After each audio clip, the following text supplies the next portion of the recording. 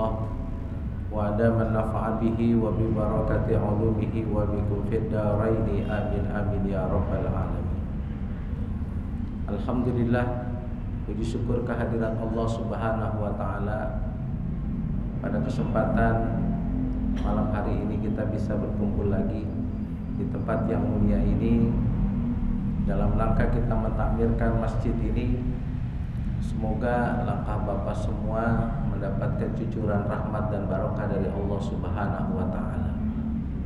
Beriring salawat dan salam kita sampaikan pula kepada baginda Nabi besar Muhammad sallallahu alaihi wasallam. Bapak-bapak gimana kabarnya? Sehat? Alhamdulillah. Baik. Pada hari ini kita teruskan lagi hadis berikutnya. Bismillahirrahmanirrahim.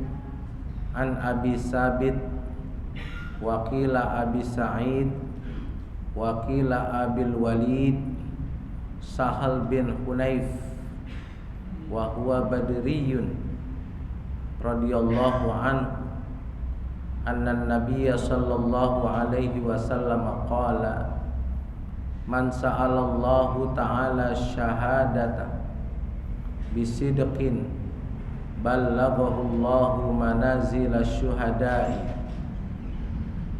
wa in mata ala firashihi. Rawahu Muslim.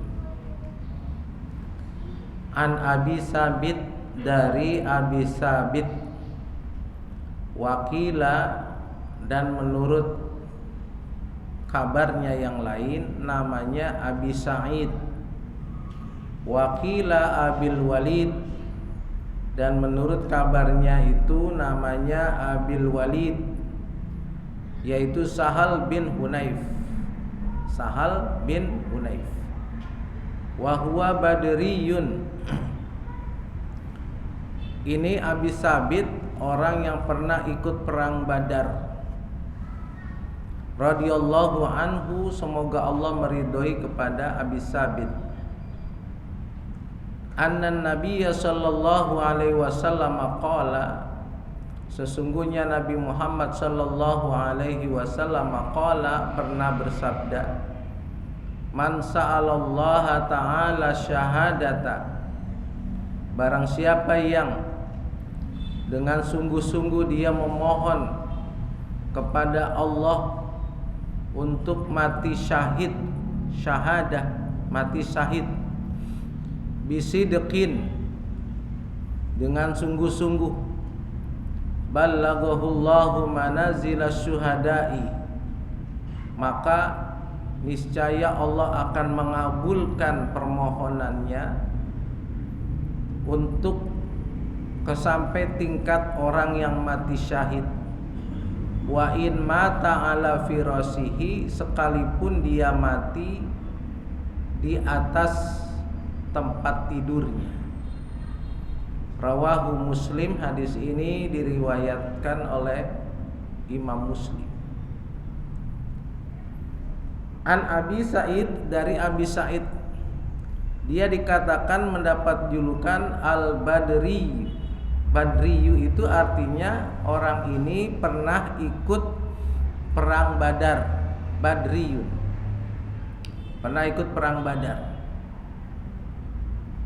Dulu ayahnya juga pernah ikut perang Uhud, tapi ayahnya wafat ketika perang Uhud, termasuk orang yang mati syahid ya. Jadi diteruskan lagi oleh anaknya. Dahulu itu orang kalau mau mati syahid dambaan, kepengen mati syahid ya. Anna Nabiyya sallallahu alaihi wasallam qala, Nabi pernah bersabda, man sa'alallaha ta'ala syahadata bisidqin, barang siapa yang dengan sungguh-sungguh memohon kepada Allah, doanya itu minta supaya dia nanti ketika meninggal dunia, meninggalnya mati syahid, maka ballaghahullahu manazila syuhada, Allah akan sampaikan niatnya itu, doanya itu kepada maqam syuhada, para syuhada, orang yang mati syahid. Wa in mata ala firasihi, dan sekalipun dia meninggalnya ala firasihi, di atas firasihi, tempat tidurnya. Bahwa dari hadis ini Abi Sabit menyampaikan Rasulullah itu pernah menyampaikan orang yang berdoa untuk mati syahid, dia juga akan disampaikan meninggalnya dalam keadaan mati syahid, sekalipun dalam bentuk bukan peperangan meninggalnya. Mengapa kok pada zaman dahulu, mungkin sekarang juga kita mendambakan mati syahid? Apa sih keuntungan dan keistimewaan orang yang mati syahid? Orang yang mati syahid itu ada beberapa keistimewaan. Makanya didambakan oleh para sahabat dan juga para muslimin ya sampai saat ini. Apa yang pertama keistimewaan orang yang mati syahid? Orang yang mati syahid dari awal dia meninggal dunia, dosanya sudah diampuni oleh Allah Subhanahu wa ta'ala. Maka dosa-dosa orang yang mati syahid itu sudah habis ketika dia awal terbunuh, ketika dia mati syahid. Lalu apalagi keistimewaan orang yang mati syahid? Orang yang mati syahid itu bebas dari siksa kubur. Bebas dari siksa kubur. Orang yang mati syahid free, nggak pakai disiksa di dalam kubur. Apalagi keistimewaan yang selanjutnya, diberi keamanan oleh Allah Subhanahu wa ta'ala dari rasa takut ketika sudah dibangkitkan ketika hari kiamat nanti. Nanti di hari kiamat orang itu pada ketakutan. Ketakutan apa? Karena akan diaudit, akan diperiksa oleh Allah amal-amalnya. Termasuk saya, termasuk Bapak juga, semuanya ini kita ketakutan, Pak. Ketakutan karena apa? Mau diperiksa amal ibadah kita. Ini amal ibadah kita, banyakkan ibadahnya apa banyakkan maksiatnya? Karena nanti akan ditimbang. Akan ditimbang. Ya. Nanti manusia akan ketakutan, lari ke sono, lari ke sini. Dia lari dari saudaranya, lari dari orang tuanya, lari dari istri dan anaknya.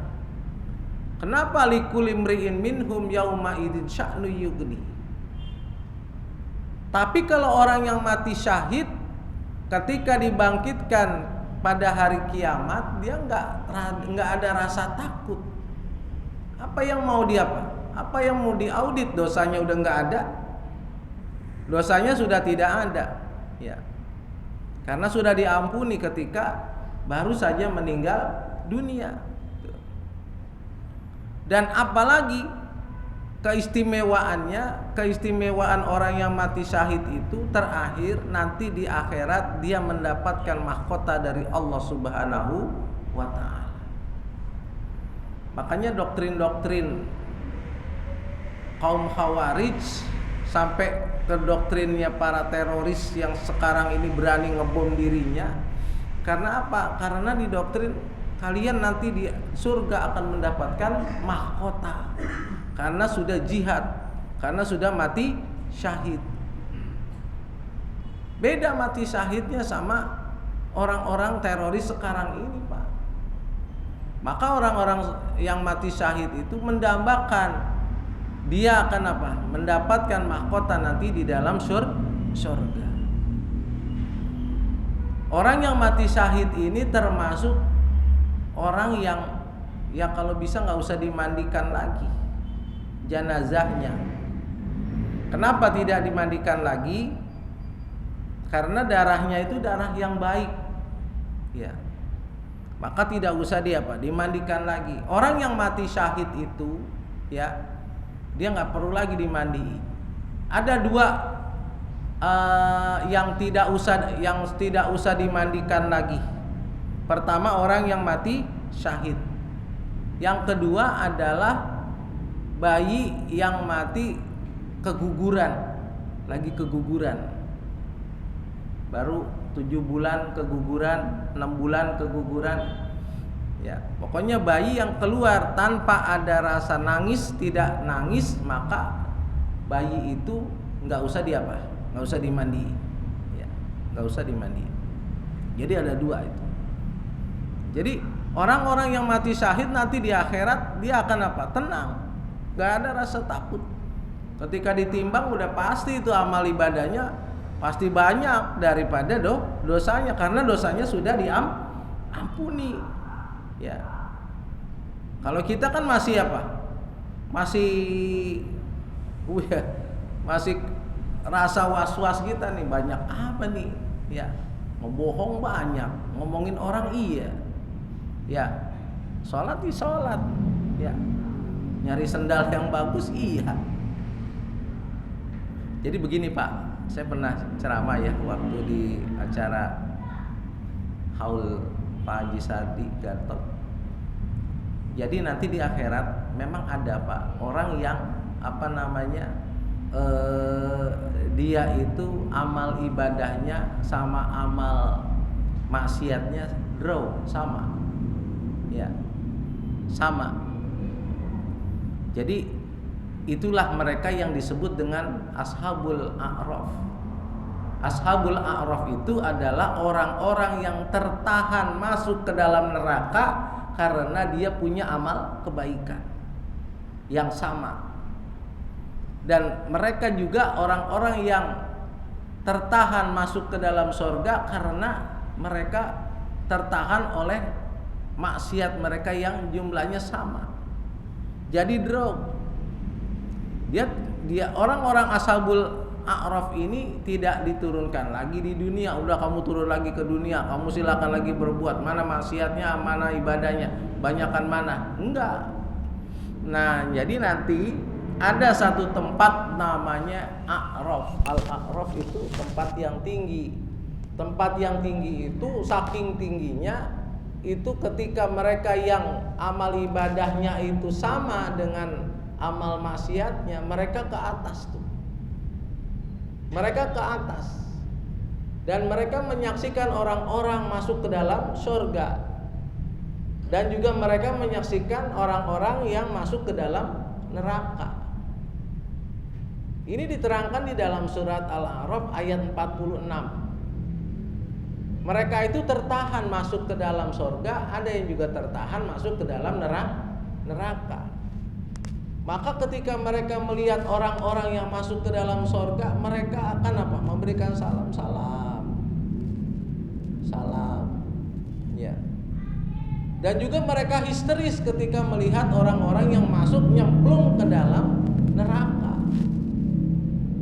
Nah, Ashabul A'raf inilah ya yang apa?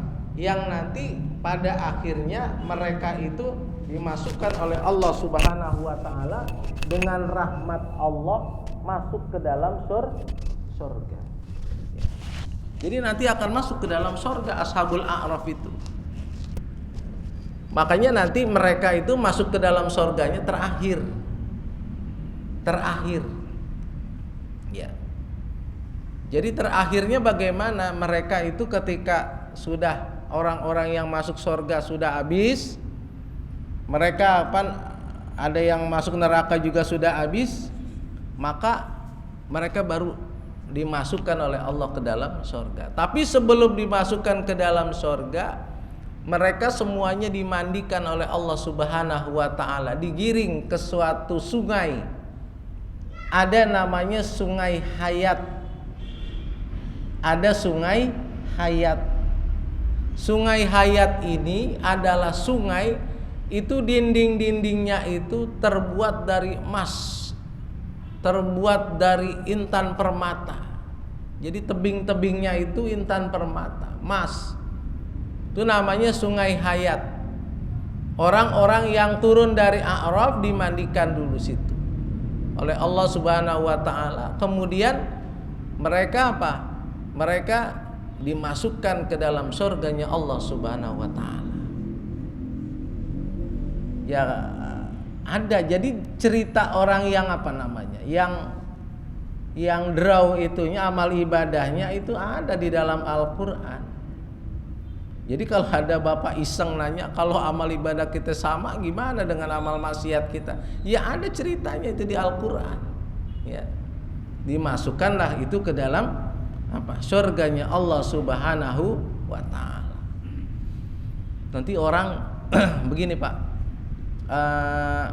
cara masuk ke dalam surga itu menurut agama Islam ada macam-macam. Ya, ada yang pertama masuk surga lewat pintu sholat. Dia rajin sholatnya, jamaahnya rajin, istiqomah, sholatnya khusyuk, baik gitu ya. Tidak pernah apa namanya lupa ataupun tidak pernah kelewatan. Ada orang yang masuk ke dalam surga lewat pintu sholat. Ada orang masuk surga lewat pintu sedekah, rajin sedekahnya, ya, istiqomah sedekahnya. Sekarang ini kan orang lagi digalakan sedekah Jumat, ya, berkah Jumat. Jadi hari Jumat itu dia apa? Digalakan untuk banyak sedekah, ya. Tadi Bapak Lurah juga Ibu Lurah tuh RBU bikin apa namanya satu gerakan makan gratis di rumah makan setiap hari Jumat, ya, di wilayah Rawabadak Utara, ya. Tadi sudah launching dan ya ada yang bawa ke masjid, ada yang datang ke warung makan, ya. Ada lagi orang yang masuk surga lewat pintu jihad. Nah itu seperti orang yang mati syahid ini Pak.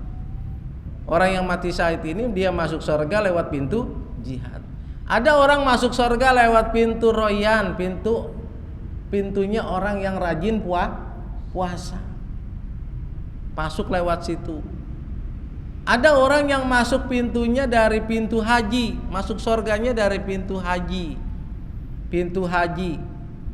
Pintu Aiman. Pintu Aiman itu apa? Pintu Aiman adalah pintu orang yang banyak tawakal kepada Allah. Ya, banyak tawakal kepada Allah. Hasbunallah wa ni'mal wakil, ni'mal maula wa ni'man nasir. Itu termasuk apa namanya lafaz ya, kalimat thayyibah tentang tawakal kepada Allah, ya. Ada lagi orang yang masuk apa namanya ada pintu surga, pintu al-qazimina wal afina anin nas. Artinya apa? Ada pintu orang yang suka memaafkan orang lain dan juga suka menahan marahnya.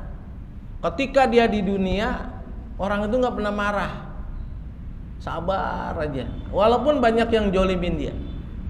Ada juga yang suka memaafkan orang.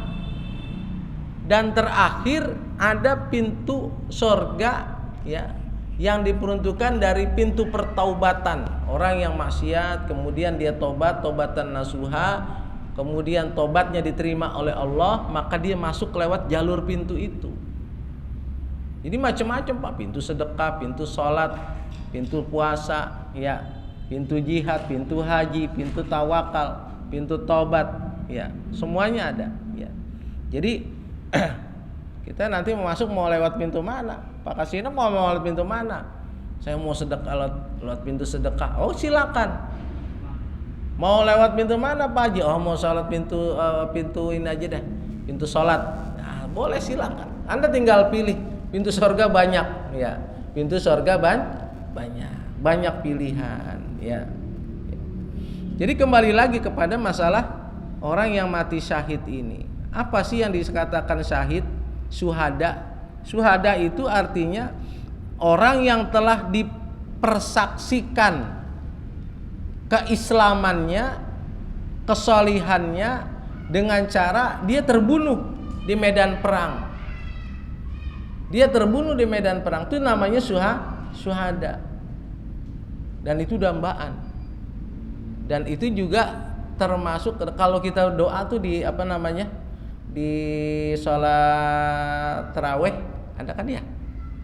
Bi aqwabi wa barika wa ka'sim mimma'in ma'al ladina an'amta 'alaihim minan nabiyyin wasiddiqin wasyuhada wasolihin wa hasuna ulaika. Itu orang-orang yang diberi nikmat. Orang-orang yang diberi nikmat itu pertama para nabi, ya. Minan nabiyyin wasiddiqin. Siddiqin itu orang-orang yang jujur. Orang-orang yang jujur. Levelnya itu kalau di atasnya itu para nabi, para anbiya, maka orang-orang yang diberi nikmat nanti di akhirat adalah orang-orang yang jujur. Lalu yang ketiga apa? Wasyuhada. Orang-orang yang mati syahid. Wasolihin, dan orang-orang soleh, orang-orang yang berbuat baik selama di dunianya hidupnya baik. Wahasuna ulaika rafiqa, dan mereka adalah teman-temannya Pak yang baik itu. Maka orang-orang yang termasuk ya diberi nikmat oleh Allah yaitu ya. Jadi orang-orang yang mati syahid itulah makanya nggak usah dimandikan orang yang terbunuh ketika perang di wafat di medan perang. Orang yang menuntut ilmu juga termasuk orang yang mati syahid kalau dia meninggal dalam keadaan menuntut ilmu. Ini bapak nih dari rumah pengen ngaji pengen cari ilmu Ini termasuknya bapak ini fisabilillah. Man kharaja fi talabi ilmin fahuwa fi sabilillah hatta yarji'a. Siapa-siapa yang keluar rumah untuk mencari ilmu, maka dia fahuwa fi sabilillah, dia ada di jalan Allah. Ini lagi di jalan Allah. Kalau bapak lagi dengerin saya ceramah nyender, nggak taunya hilang, habis ajalnya, maka bapak dalam keadaan mati syahid. Orang yang menuntut ilmu dia dalam keadaan mati syahid. Sampai kapan? Hatta yarji'a, sampai dia balik lagi ke rumah. Sampai dia pulang. Ya. Cuman ya orang-orang yang yang menuntut ilmu itu dia memang mati syahid, tapi tetap harus dimandikan. Dahulu pernah kita belajar macam-macam orang mati. Ada orang yang mati syahid, syahid dunia dan syahid akhirat. Ya kayak orang yang mati di dalam medan perang. Ada juga orang yang mati syahidnya itu syahid di akhirat, di dunia enggak. Maksudnya dalam arti tetap dia harus dimandikan. Tetap dia harus dimandikan walaupun dia mati syahid. Dalam keadaan syahid. Kayak ibu-ibu yang melahirkan, wafat ketika melahirkan, maka dia mati syahid. Syahidnya syahid akhirat. Dunia enggak. Artinya dunia enggak apa? Dia wajib dimandiin. Ya, tapi entar di akhiratnya dia mati syahid. Ada orang yang syahid kelihatannya syahid di dunia, tapi di akhirat dia tidak syahid. Siapa itu? Mereka yang yang pergi ke medan perang karena pengen dianggap orang yang mati syahid, dia riya. Dia pengen dinilai orang yang mati syahid. Ini ada Pak di zaman sahabat itu Pak. Di zaman sahabat itu ada kayak begitu. Nah, termasuk kayak Ashabul A'raf yang tadi saya ceritakan. Ashabul A'raf itu di dalam tafsiran para ulama-ulama, mereka itu banyak menafsirkan begini Pak. Ashabul A'raf itu mereka mati syahid. Mereka itu boleh katakan orang baik. Tapi ketika dia mau berangkat pergi perang, dia nggak izin sama orang tuanya. Satu, ya, Ashabul A'raf itu. Ada lagi yang mengatakan Ashabul A'raf itu ada orang yang mati syahid, tapi dia masih durhaka sama orang tua. Itu kan draw itu Pak. Durhaka sama orang tua itu dosanya besar, tapi dia dapat pahala syahid. Bisa draw itu Pak. Itu orang Ashabul A'raf diantaranya itu. Dan ada lagi yang mengatakan ashabul a'raf di samping orang-orang yang mati syahid itu kayak tadi, yaitu anak-anak kecil yang meninggal dunia, yang belum balik meninggal dunia. Nah, itulah mereka nanti dimasukkan ke dalam ashabul a'raf. Anak-anak kecil tuh, Pak. Ya. Jadi kalau bapak punya anak kemudian anaknya masih kecil meninggal dunia, nah itu termasuk ashabul a'raf. Ya. Nanti akan kita temukan, dan itu jadi apa? Jadi tabungan bagi orang tuanya, celengan, ya. Jadi ya itulah tadi, orang yang menuntut ilmu bagaimana? Ya dia matinya mati syahid, tapi apa? Tetap wajib dimandikan, ya.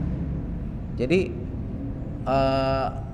yang dikatakan orang yang mati syahid juga berbeda-beda apa namanya makamnya, ya. Nah, jadi siapa sih orang yang pertama mati syahid? Orang yang pertama mati syahid itu adalah Sumayyah dan suaminya yang bernama Yasir. Suaminya yang bernama Yasir. Dia adalah syahidah atau syahid yang pertama kali meninggal dunia. Sumayyah itu termasuk dari wanita tujuh wanita yang pertama memeluk agama Islam. Yasir suaminya juga meninggal dunia, sama meninggalnya bareng dalam keadaan syahid. Apakah mereka ikut perang? Bukan. Mereka itu adalah berdua ini, Sumayyah dan Yasir, mereka itu meninggal dunia karena disiksa. Sumayyah dan Yasir ini adalah budak yang pada waktu itu dijamin oleh Huzaifah Al-Mughirah. Tapi ketika Huzaifah Al-Mughirah meninggal dunia, nggak ada lagi yang ngejamin hidupnya Yasir dan Sumayyah. Akhirnya disiksa oleh Abu Jahal dan kroni-kroninya sampai meninggal dunia. Dahulu tuh seperti yang saya ceritakan kemarin, yang namanya budak itu kalau sudah ketahuan dia masuk Islam, kemudian dia masih ada di dalam tanggungan sayyidnya juga non muslim, sudah habis disiksa kemudian sampai meninggal dunia. Itu Sumayyah dan suaminya yang bernama Yasir, ya. Jadi apa namanya sungguh tragis ya para sahabat-sahabat ya yang masuk ke dalam apa namanya agama Islam, ya. Tapi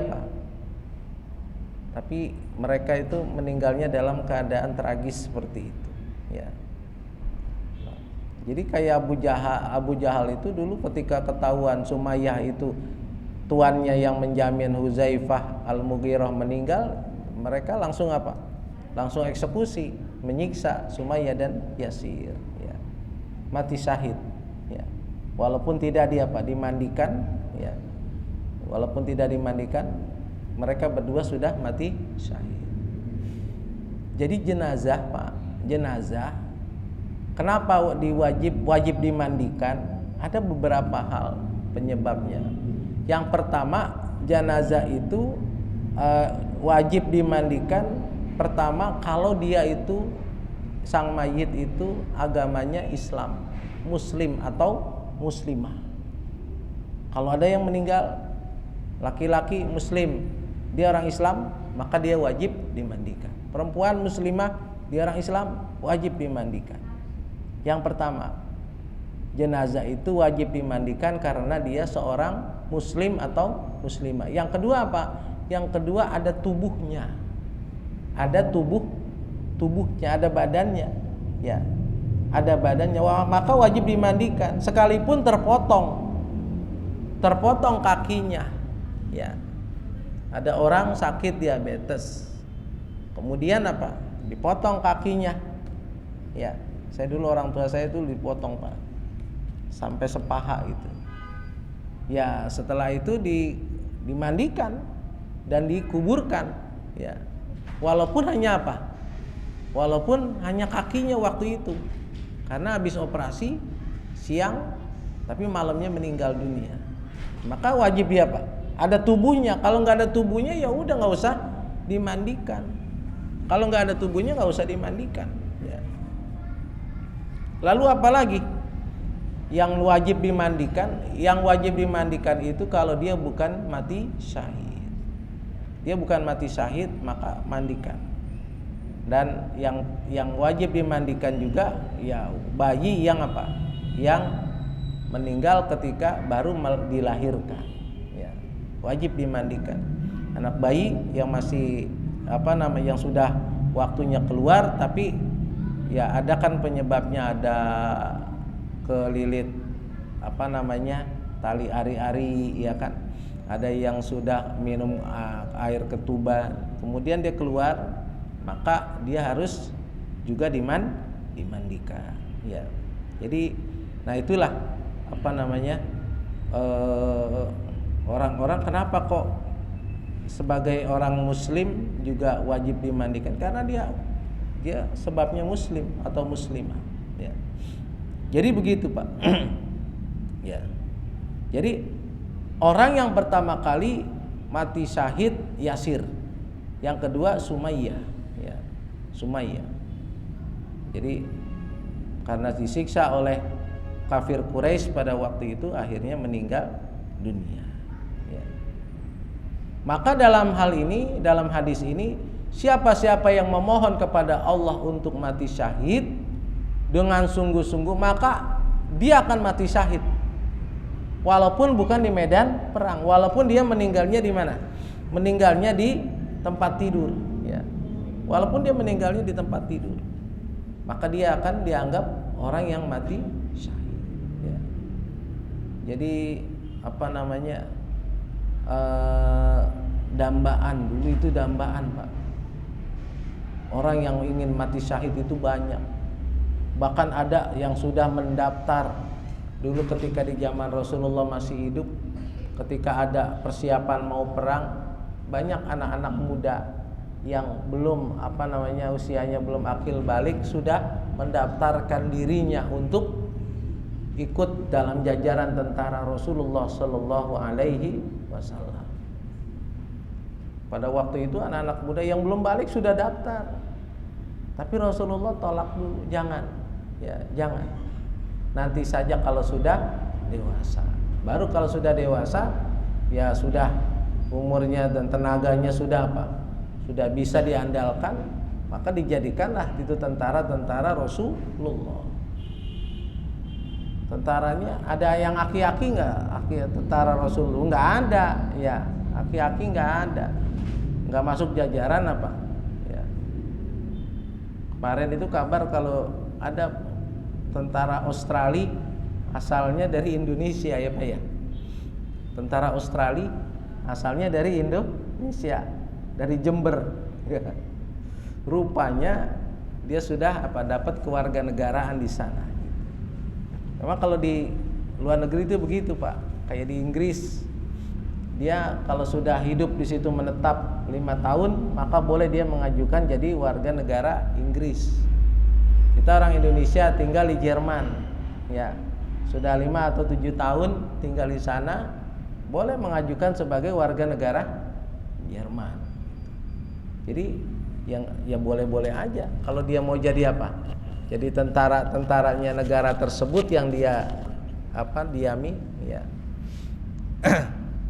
Jadi begitulah, ballaghahullahu manazilas syuhada, maka Allah sampaikan manazilas syuhada, tingkat derajat orang yang mati syahid, wa in mata fi ala firasyihi, sekalipun dia meninggalnya di atas tempat tidur ya. Sering dia doa supaya Allahumma khtimna bi husnil khatimah, Allahumma khtimna bi bi syuhada, ataupun dia minta dengan doa-doa dia supaya jadi orang yang mati syahid ya. Maka orang yang seperti ini walaupun dia itu bukan meninggalnya di medan perang, maka dia termasuk orang yang mati syahid. Manazilnya itu derajatnya sama dengan orang yang mati syahid. Memang ya sekarang orang itu ya apalagi dalam keadaan sakit ya. Begini ya Pak ya. Saya suka ya orang-orang medis memang sih menurut SOP ya, menurut SOP-nya jalan kerja mereka itu ya, kalau sudah kritis dia apa? Ditempelin alat ini, diselang inilah sampai ya udah nggak berdaya gitu ya.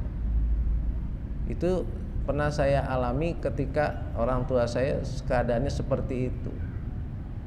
Maka banyak orang-orang yang meninggal dalam keadaan seperti itu, yang kita kepengennya itu kita bimbing akhir hayatnya itu dengan membacakan apa?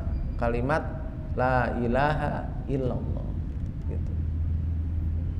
Jadi kalau orang-orang dahulu ya mungkin zaman dahulu yang namanya teknologi kedokteran belum secanggih sekarang ini ya. Dulu orang yang meninggal dunia banyak yang meninggalnya di rumah ya, disaksikan oleh keluarganya, atau di rumah sakit juga tanpa belum ada alat-alat bantu seperti sekarang ini. Tapi kan orang sekarang ini kalau saya perhatikan itu Bapak kalau masuk ke ruang ICU, bukan ICU lagi, ICCU ya, itu yang kedengeran di situ udah bukannya apa? Bukan ada ngaji, nggak ada yang ngaji Pak. Nggak boleh ada yang nungguin itu. Cuman dia sama alatnya itu Pak. Cuman tuh pasien sama alatnya itu. Suaranya udah tit tit tit, yang sono juga tit tit, yang ono juga ono. Ya, udah pada nggak bisa apa? Nggak bisa berdaya. Orang-orang yang udah masuk ke ICU itu, ya sebenarnya perlu pembimbing Pak, perlu pembimbing. Tapi kan kembali lagi terbentur oleh SOP medis, SOP kedokteran, rumah sakit ya harus begitu, gitu. Sementara ada yang diantara kita ada yang saya kepengen ngebimbing orang tua saya udah nggak tega ngelihat orang tua masuk ke ruang ICU, ini dimasukin ke selang, belum lagi di kateter lagi belum itulah Pak ya, disitulah baru ketika saya sampaikan kepada dokter itu saya pengen lepas alat yang ada di orang tua saya tanggung jawab gitu. Barulah tuh Pak ya nanti akan dilepas, begitu habis dilepas ya sudah nggak ada. Jadi pada hakikatnya kalau ya bukan saya ini apa ya, jadi manusia itu kalau udah nggak ada alat-alat bantu begitu ya sulit Pak. Makanya orang-orang tua dulu udah mendingan diapain, ngajiin gitu kan ya. Bukan nggak percaya sama medis ya, dulu kan belum ada belum canggih seperti sekarang dunia medis gitu ya. Tapi ya itulah ya, sekali lagi bahwa ya kita ini nanti terakhirnya kayak apa nggak tahu kan Pak ya. Ya. Cuma ada untayan doa kita, Allah mahtimna bihusnil khotimah. Kepengennya kita husnul khotimah gitu. Ya kan kita nggak tahu husnul khotimahnya ketika lagi apa, apakah kita lagi ngaji, apakah kita lagi sholat, apakah kita lagi sakit, kita nggak tahu. Ini Bapak kalau seandainya saya tanya nih Pak, ya Bapak itu umpamanya nih, ya kan kita kan pasti ini ya Pak ya. Kalau Bapak saya tanya, Bapak itu nih mana nih Pak? Yang enak yang mana nih? Ya semuanya pasti nggak enak. Yang enak gimana? Sakit dulu berbulan-bulan baru meninggal, atau tiba-tiba langsung plek mati tiba-tiba nggak sakit lagi, habis ngobrol, habis bercanda, tahu-tahu pulang plek mati. Terus sama lagi, atau sakit berbulan-bulan di rumah sakit baru mati. Itu kalau mamanya mau dipilih, mamanya tuh dalam kehidupan kita, mau yang mana Bapak tuh? Hah? Enakan yang langsung mati gitu. Kalau kita langsung mati nggak ada apa? Nggak ada kesempatan kita untuk taubat. Nggak ada kesempatan kita untuk dikurangi dosa. Kalau kita langsung plak mati. Ya. Tapi kan gak nyusahin orang gitu ya. Tapi kan gak nyusahin keluarga. Tapi dosanya masih ada, nggak dikurangin loh gitu. Kalau sakit kan dikurangin loh Pak. Ya. Kalau sakit masih dikurangin. Kurangin, apalagi sakitnya berbulan-bulan.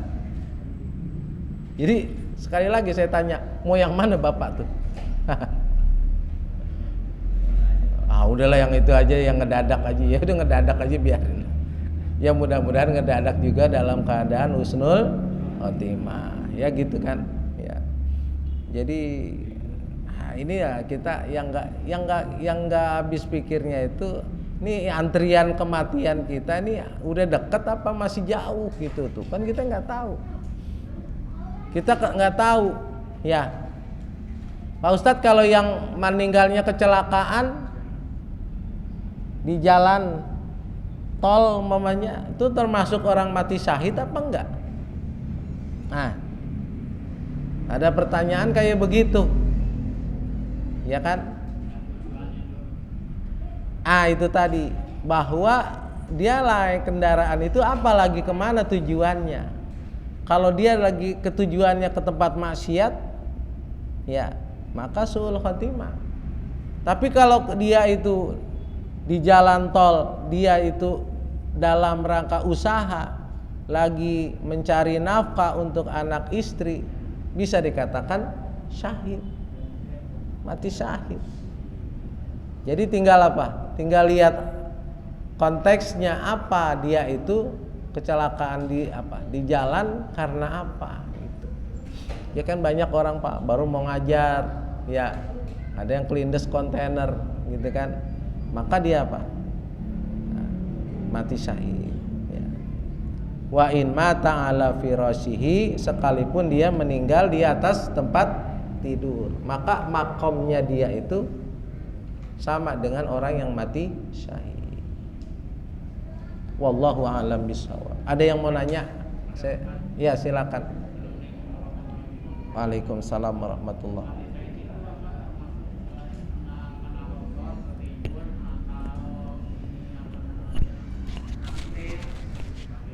Ya, pada beberapa waktu yang lalu kita sudah bahas bahwa ada orang yang apa?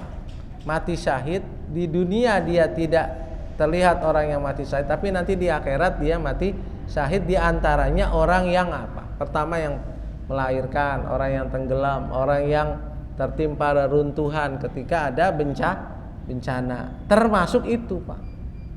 Termasuk itu. Orang yang tertimpa reruntuhan ketika ada bencana, dia nggak sempat untuk apa? Untuk mengamankan dirinya. Maka kalau dia mukmin, dia itu ibadahnya baik, meninggal dalam keadaan itu termasuk orang yang mati syahid. Ya kalau mamanya begitu dianggap mati syahid juga orang yang lagi main gaplek gimana Pak Ustadz? Lagi kelayangan. Tiba-tiba apa? Gempa, rumahnya rubuh, beres. Ya. Jadi kayak dulu ya Pak ya, ada satu kisah, ada kakak adik. Sang adik ini kerja jadi marbot masjid. Kakaknya jadi mucikari di tempat pelacuran. Setiap saat itu adiknya suka ngajak tobat kakaknya. Udahlah Kak, kita tobat aja. Ya. Kakak tobat, jangan ada di tempat pelacuran seperti ini. Ya. Maka sang kakak juga apa? Diajak itu nggak mau awalnya. Diajak terus sama adiknya. Untuk bertobat. Sang kakak nggak mau. Dia tetap memilih tempat di pelacuran. Satu ketika, nah inilah Allah itu suka ngebolak-balikan hati begini. Sang adik punya pikiran, saya ibadah terus nih. Saya ibadah terus, pengen sekali-kali pengen merasakan maksiat. Pengen ke tempat pelacuran, ke tempat kakaknya. Sang kakak juga punya pikiran, saya bosan nih maksiat mulu, saya pengen tobat, saya mau ke masjid tempat adik saya. Akhirnya berangkatlah sang kakak dan sang adik. Sang adik pengen ke tempat pelacuran, sang kakak yang dari tempat pelacuran pengen ke masjid, pengen tobat. Kesingsel di jalan, gak ketemu. Begitu sampai di tempat maksiat itu sang adik, dia di situ, karena sudah sampai di situ dia mau nyari kakaknya. Ada kakak saya enggak? Oh enggak ada, tadi keluar, tahu kemana. Sang kakak juga udah sampai ke masjid nyariin adiknya. Adik saya mana di sini? Enggak ada, tadi udah keluar. Rupanya kesingsal di jalan. Apa yang terjadi ketika sang kakak itu memulai pertobatannya? Dia tobat, kemudian dia lagi sholat, gempa terjadi di negeri itu. Runtuh itu masjidnya. Sang kakak meninggal dalam keadaan sujud kepada Allah. Sang adik juga lagi apa? Lagi maksiat di tempat pelacuran, dengan harapan habis maksiat saya mau tobat lagi. Tapi ternyata naas bagi dia. Ketika dia maksiat, rupanya apa? Rupanya gempa terjadi, dia meninggal di tempat maksiat itu. Baru besoknya itu ketika pagi-pagi dicari, ketemu itu. Ini orang yang biasa di tempat pelacuran, kok matinya di dalam reruntuhan masjid. Nah di dalam tempat pelacuran, lah ini kok ini orang biasa jadi apa? Jadi marbot masjid. Kenapa dia apa? Meninggalnya di reruntuhan tempat pelacuran. Itulah Pak, kalau apa? Allah itu sudah memutarbalikan apa? Hati. Jadi ada orang yang tadinya itu ahli maksiat, dia jadi tobat, diterima oleh Allah. Kemudian ada yang orang, kan beberapa kemarin saya lihat itu ada orang yang apa? Yang habis umroh, ya habis umroh pulang murtad Pak, artis lagi Pak, artis. Taunya itu dia murtad gimana? Karena ada foto-foto dia lagi dibaptis. Lagi dibaptis di suatu sungai, ya, di di Timur Tengah sana, di Yerusalem. Kemudian dia apa? Dibaptis, dicemplungin. Bapak tahu nggak kalau baptis itu Pak, di sungai ini ada pendetanya. Ntar apa? Udah begitu orang yang masuk murtad itu dia apa? Dicelentangin tuh Pak, dia apa? Diceburin, diangkat lagi. Itu begitu Pak. Kalau cara ngebaptis, abis umroh nggak lama dia apa? Murtad, keluar dari agama Islam. Naudzubillah min dzalik. Itulah kalau Allah sudah mau apa? Merubah nasib orang itu yang tadinya muslim jadi apa? Jadi murtad. Ada yang tadinya murtad jadi muslim.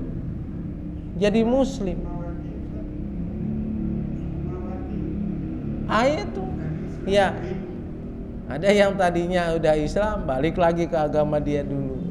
Ya udahlah nggak apa-apalah, dia mah grecokin doang Pak ya, jadi orang Islam. Ya, jadi orang Islam rame banget dia, ya rese banget. Jilbab disamain sama konde gitu ya. La ilaha illallah Muhammadur Rasulullah. Mendingan kalau dia syukur, dia keluar ya saya syukurin itu, bukan apa, bukan karena kurangnya umat Islam gitu ya kan. Tapi karena dia juga jadi orang Islam, grecokin belum tentu apa. Ya bikin maslahat gitu ya. Jadi itulah Allah yang memutarbalikan ahwal kita, hal kita. Makanya ada doa, ya muqallibul ahwal, aksin ahlana ila aksanil hal. Supaya kita minta kepada Allah Subhanahu wa taala keadaan kita selalu dijaga oleh Allah. Gitu ya. Wallahu a'lam. Al-Fatihah. A'udzu billahi minasyaitonir rajim. Bismillahirrahmanirrahim. Alhamdulillahirabbil alamin arrahmanir rahim maliki yaumiddin. Iyyaka na'budu wa iyyaka nasta'in ihdinas siratal mustaqim siratal ladzina an'amta 'alaihim ghairil maghdubi 'alaihim waladdallin. Wa huwa karim wa huwa karim Allahumma bihaqqil Fatihah wa bisirril Fatihah wa bi mu'jizatil Fatihah ya farijal hammi wa ya kashifal ghammi wa ya man li ibadihi yaghfir wa yarham. Allahumma ja'al jam'ana jam'an marhuma wa tafarruqan min ba'dihi tafarruqan ma'suma. Allahumma anzilna munzalan mubarakan wa anta khairul munzilin. Rabbana atina fid dunya hasanah wa fil akhirati hasanah wa qina adzabannar. Wa sallallahu ala sayyidina Muhammad wa ala alihi wa sahbihi wa sallam. Walhamdulillahi rabbil alamin. Assalamualaikum warahmatullahi wabarakatuh.